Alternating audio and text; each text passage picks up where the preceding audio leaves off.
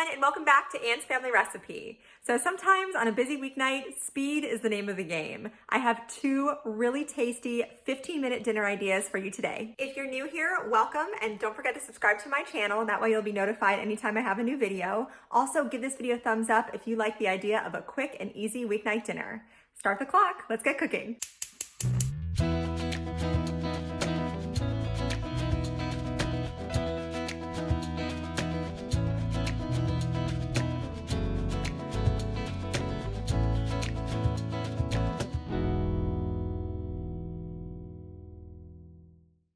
First up is a tuna and olive pasta. This is a really easy and quick pantry pasta. My mother-in-law makes this all the time. That's where I got the idea. And she is Italian, so these are a lot of classic Italian flavors that you can just throw together in a pinch. So I'm using 2 cans of tuna and 1 can of black olives, and I drained all of those.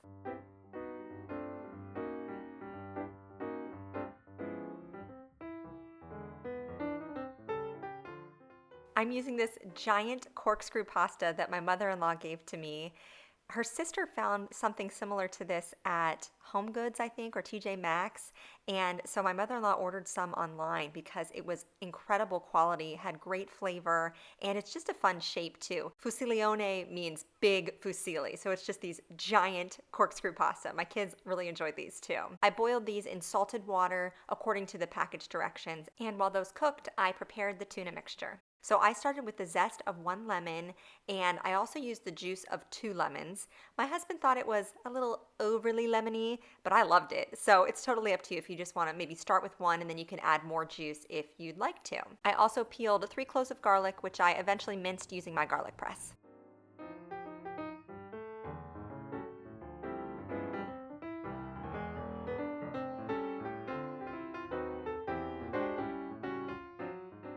In a large skillet over medium heat, I added a few tablespoons of olive oil and then the garlic, along with a pinch of red pepper flakes, and just stirred this together and allowed it to sizzle for maybe 30 seconds to a minute until the garlic was fragrant.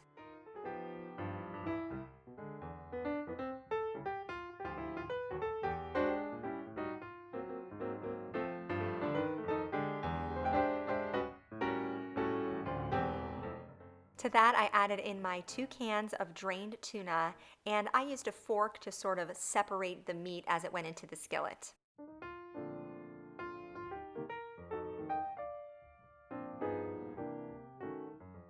Next, I added in the lemon zest, the lemon juice, and the olives, and then I seasoned it with a bit of salt and pepper.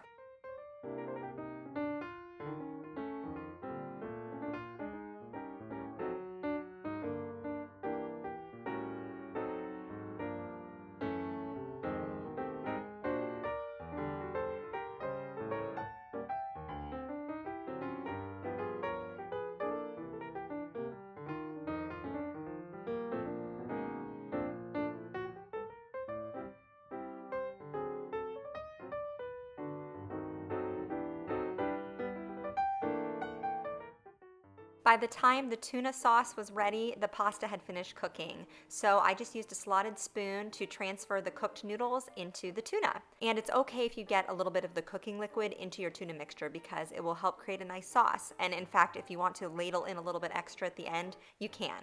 I served this up with a sprinkling of Parmesan cheese, and it was an easy, tasty dinner.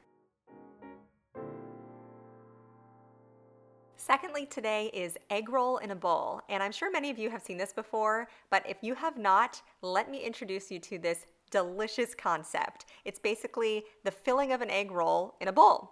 So I'm starting with this super tasty ground pork. I get this at Aldi. It's not flavored, it's not sausage, it's just ground pork, and it's very lean, it has wonderful flavor, and I like the texture too. I really recommend this. So I just sauteed that in my nonstick skillet until it was cooked through, and even a little bit beyond that where it got a little caramelized around the edges. Next up, I'm prepping a few garlic cloves, and I wanted to try a hack that I saw on Instagram. They said if you microwave your garlic cloves for 20 seconds, the peel comes off very easily. So here we go.